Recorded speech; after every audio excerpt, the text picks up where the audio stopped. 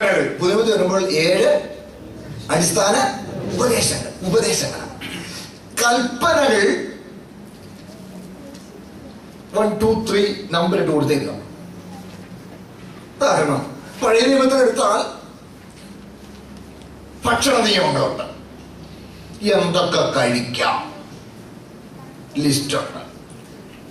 കുളമ്പ് പിളർന്നതും അയവിറക്കുന്നതുമായ മൃഗങ്ങൾ, ചിറകുള്ളതും ചെറുകിലുള്ളതുമായ മീനുകൾ, പക്ഷികളുടെ നീണ്ട ലിസ്റ്റ് കൊടുത്തിട്ടുണ്ട്. ലിസ്റ്റാ. പുതിയ നിയമത്തിൽ വരുമ്പോൾ കേൾക്കണേ, പുതിയ നിയമത്തിൽ വരുമ്പോൾ ഇങ്ങനെ ലിസ്റ്റ് ഒന്നുമില്ല, ഒരു ലിസ്റ്റുമില്ല. പലപ്പോഴും ആളുകൾ ചോദിക്കാറുണ്ട്, പോർക്ക് തിന്നാമോ?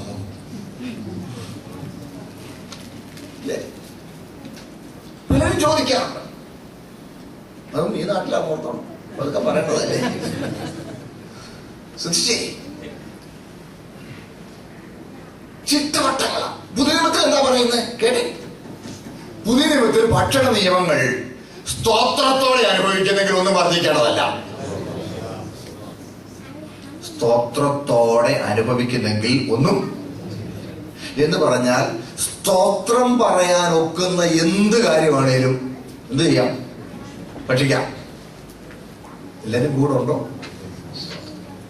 അപ്പൊ പഴയ നിയമത്തിൽ ഭയങ്കര സ്ട്രിക്റ്റ് ആയിരുന്നു, പുതിയ നിയമത്തിൽ ഭയങ്കര സ്വതന്ത്രമാണോ? ആണോ? അല്ല. കേട്ടി പഴയ നിയമത്തിൽ വന്നപ്പോൾ വസ്തു ശരിയായിരുന്നാ മതിയായിരുന്നു. പുതിയ നിയമത്തിൽ വന്നപ്പോൾ വസ്തു മാത്രം പോരാ, അതിന്റെ അവസ്ഥയും ശരിയായിരിക്കണം. ഉദാഹരണം, മട്ടൺ ആണെങ്കിൽ പഴയ നിയമത്തിൽ ഓക്കെ, പെർഫെക്റ്റ്ലി ഓക്കെ. പക്ഷേ കൈക്കൂലി മേടിച്ച കാശ് കൊണ്ട് മേടിച്ച മട്ടൺ ആണെങ്കിൽ സ്തോത്രം പറയാൻ നോക്കൂ. അപ്പൊ ഏതാ കൂടുതൽ സ്ട്രിക്റ്റ്? കേൾക്കുന്നുണ്ടേ? പുതിയ നിയമത്തിലാ കൂടുതൽ സ്ട്രിക്റ്റ്. അവിടെ പിടിക്കരുത്, പിടിക്കരുത്, തൊടരുത്, അത് ഇത് ആരെ കല്യാണം കഴിക്കാം, ആരെ കല്യാണം കഴിക്കാൻ പാടില്ല, എന്തുടുക്കാം, എന്തുടുക്കരുത്. മനസ്സിലാവുന്നുണ്ട്? എന്ത് തിന്നാം, എന്ത് തിന്നരുത്, ഇവിടെ പോകാം, ഇവിടെ പോകരുത്. ഒരു ദിവസം മാറ്റി വെച്ചിരിക്കുന്നു, ദിവസമത്ത്. അന്ന് വേറെ ചെയ്തെങ്കിൽ കല്ലെറിയും. സ്ട്രിക്റ്റ് ചിട്ടവട്ടങ്ങൾ. ലോകത്തിനും ഒത്തിരി ആദി പാഠങ്ങളുണ്ട്. കേൾക്കണേ. എന്നാൽ ക്രിസ്തുവിൽ തികവിലേക്ക് വരുന്ന ഒരു ദൈവ പൈതൽ ഇങ്ങനെ ചിട്ടവട്ടങ്ങളൊന്നും അന്വേഷിക്കുകയില്ല. ഏത് യോഗ്യമാണ്, ഏത് യോഗ്യമല്ല എന്നുള്ളത് അവന്റെ ഉള്ളിൽ പരിശുദ്ധാത്മാവ് ബോധ്യപ്പെടുത്തി കൊടുക്കുന്ന ഒരു തികവിലേക്ക് വരും. സത്യം ഇങ്ങനെ ആയിരിക്കെ, മനസ്സിലാവുന്നുണ്ടോ? സത്യം ഇങ്ങനെ ആയിരിക്കെ വലിയൊരു കൂട്ടം ആളുകൾ നമ്മളെ വിരുത് തെറ്റിക്കാനായി വരും. അവരൊത്തിരി നിയമങ്ങളാ പറയുന്നത്. മനസ്സിലാവുന്നുണ്ടോ? അവർക്കെല്ലാം ഭൗമിക നിയമങ്ങളാണ്. കേട്ടേ, ഇത്ര ദിവസം ഉപവാസം എടുത്തിരിക്കണം. ഉപവസിക്കേണ്ടത് ഞാൻ പറയല്ല. നിങ്ങൾക്ക് വിടുതൽ വേണോ? എന്ത് ചെയ്തോണം? നിങ്ങൾക്ക് വിടുതൽ വേണോ? ആരാധിച്ചോണോ? എല്ലാരും എന്റെ കൂടെ ഉണ്ടോ? നിങ്ങൾക്ക് ഉയർച്ച വേണോ? ദശാംശം കൊടുത്തോണം. അപ്പൊ അത് കൂടെ കൺഫ്യൂഷൻ ആക്കുക അല്ലേ സഹോദരങ്ങളെ? അപ്പൊ ദശാംശത്തെ കുറിച്ച് ഒരു വാക്ക് പറഞ്ഞു പോയില്ലേ, പിന്നെ ചിലപ്പോൾ തെറ്റിദ്ധാരണ വന്നു പോകും. പ്രവാചക വാക്യം എന്ന് പറഞ്ഞ പ്രവാചകന്റേതാണെന്ന് ചിന്തിച്ച ആളുകളുണ്ട്. പിന്നെ ഇത് ഞാൻ പറഞ്ഞില്ല, ഞാൻ കുറ്റക്കാരനായത്. ഒന്ന് കേട്ടത് പറയാം. പഴയ നിയമത്തിൽ കേൾക്കണേ, പഴയ നിയമത്തിലാണ് 10-1 കൊടുക്കാനുള്ള ഉപദേശം. പുതിയ നിയമത്തിൽ വന്നപ്പോൾ കേട്ടേ, ഓഹരി കൊടുക്കണം. എന്താ ചെയ്യണം? ഓഹരി കൊടുക്കണം. അടുത്തത് പുതിയ നിയമത്തിൽ കൊടുക്കാൻ പ്രമാണമില്ല, പങ്കുവയ്ക്കാനാ പ്രമാണം. ചിലപ്പോൾ നമുക്ക് കൊടുക്കാനില്ലാതെ വരും, കൊടുക്കാൻ കഴിയത്തില്ല. ഞാൻ ഒരു ഉദാഹരണം പറയാം. ഇപ്പൊ ഞാൻ ട്രെയിനിൽ യാത്ര ചെയ്യുന്നു, എൻ്റെ ഒരു ലഞ്ച് പാക്കറ്റ് എൻ്റെ ഭാര്യ തന്നു വിട്ടിട്ടുണ്ട്. എൻ്റെ ഒരു കൂട്ട സഹോദരൻ വഴിക്ക് നിന്ന് കയറി, അദ്ദേഹം ട്രെയിനിൽ നിന്ന് ഓർഡർ ചെയ്തു. ഇത്ര മണിക്ക് തരാമെന്നാണ് പറഞ്ഞത്. പക്ഷേ ഒരു 12:30 ആയപ്പോൾ ട്രെയിൻ അവിടെ തന്നെ ഹോൾട്ടായി. കുറെ കഴിഞ്ഞ് ഒരു 11:30 ആയപ്പോഴാണ് അറിയുന്നത് മുമ്പിലൊരു ഗുഡ്സ് ട്രെയിൻ പാളം തെറ്റിപ്പോയി അവിടെ കിടക്കുക.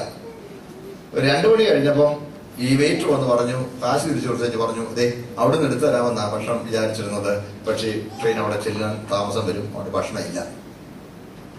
അദ്ദേഹത്തിനെ കൂടെ ഭക്ഷണം കിട്ടിയിട്ട് ഞങ്ങൾക്ക് ഒന്നിച്ച് കഴിക്കാൻ ഞങ്ങൾ വെയിറ്റ് ചെയ്യുക. അപ്പൊ അദ്ദേഹത്തിന് ഭക്ഷണം കിട്ടുകയില്ല. എനിക്ക് കൊടുക്കാനില്ല, എനിക്കാണെങ്കിൽ നല്ല വിശപ്പുണ്ട്. ഒരു ചെറിയൊരു പാക്കറ്റ് എന്റെ ഭാര്യ തന്നു വിട്ടതേ ഉള്ളൂ. കൊടുക്കാനില്ല, പക്ഷേ പങ്കുവയ്ക്കാം. രണ്ടുപേരും കൂടി വേർച്ചലോട് ചമ്രം പടഞ്ഞിരുന്ന് ഇടയ്ക്ക് നടുക്കോട്ട് അഴിച്ചു വെച്ച് രണ്ടുപേർക്കും കൂടെ അത് പങ്കിടാം. കൊടുക്കാനില്ലെങ്കിലും എന്ത് ചെയ്യാം? പങ്കുവയ്ക്കാം. ഇതാണ് പുതിയ നിയമത്തിന്റെ ഉപദേശം. എല്ലാവരും എന്റെ കൂടെ ഉണ്ടേ? കേട്ടെ, പങ്കുവയ്ക്കുന്നതാണ് എന്നൊക്കെ പറഞ്ഞു വരുമ്പോൾ നമ്മൾ അലസന്മാരാണ്, നമ്മൾ ചിട്ടയുള്ളവരല്ല. അവിടെ നമ്മൾ ഒടിവ് മിച്ചം വരുന്നത് കൊടുക്കാം. മനസ്സിലായോ?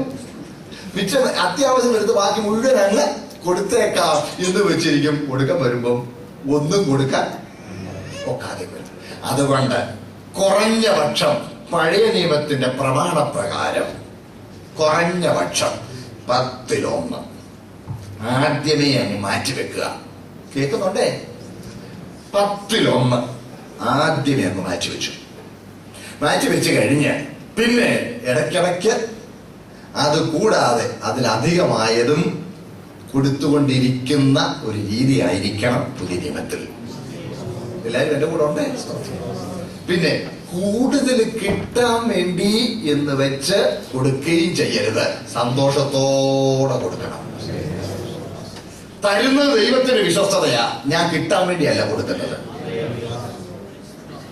എല്ലാവരും എന്റെ കൂടെ ഉണ്ടേ? അപ്പോൾ ഇന്നത് ചെയ്താൽ ഇന്നത് കിട്ടും, ഇന്നത് പോലെയാണ് ഇന്നത് വരും. വെള്ളിയാഴ്ച ഉപവാസം എടുത്തില്ലെങ്കിൽ ബിസിനസ് വരും. എല്ലാവരും കൂടെ ഉണ്ടേ? രാവിലെ എഴുന്നേറ്റ് വണ്ടിയുടെ ചുറ്റും നടന്ന് യേശുവിന്റെ അടുത്ത് നടിച്ചില്ലെങ്കിൽ അന്ന് അപകടം. എല്ലാവരും എന്റെ കൂടെ ഉണ്ടോ? ദരിദ്രമായ ആദിപാഠങ്ങൾ. അത് പറഞ്ഞുകൊണ്ടൊരു വിശീലനം പറയാം. യേശുവിന്റെ രക്തം വണ്ടിയെ തളിക്കരുത്. യേശുവിന്റെ രക്തം നമ്മൾ ആരും തളിക്കാൻ പോകരുത്. നമുക്കതിന് അധികാരമില്ല. കേൾക്കുന്നുണ്ടോ എല്ലാവരും? യേശുവിന്റെ രക്തത്താൽ നമ്മൾ തളിക്കപ്പെടുകയാ. തളിക്കുന്നത് ദൈവമാ. ഹൃദയങ്ങളിൽ തളിക്കപ്പെടുകയാ. അല്ല നമ്മുടെ പാട്ട വണ്ടിയിലൊന്നും യേശുവിന്റെ രക്തം തളിക്കുന്നൊന്നും പറഞ്ഞില്ല.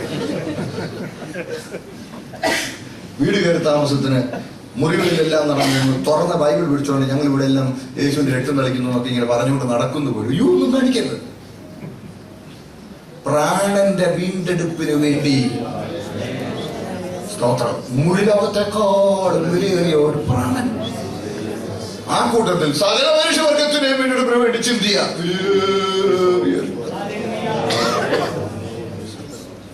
തളിക്കുന്നത് ദൈവമാണ്.